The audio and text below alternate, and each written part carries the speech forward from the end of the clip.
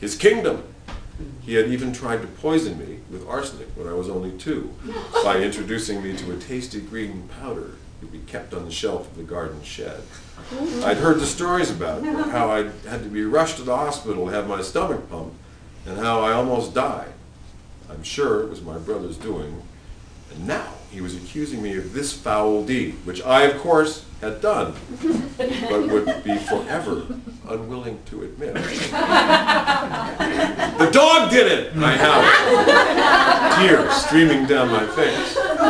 Don't be ridiculous, my mother screamed. You did this, and I want you to confess now. No ifs, ands, or buts. Do you hear me, mister?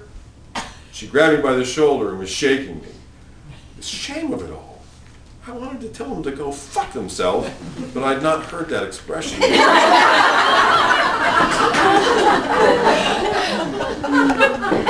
So I settled for continuing to lie.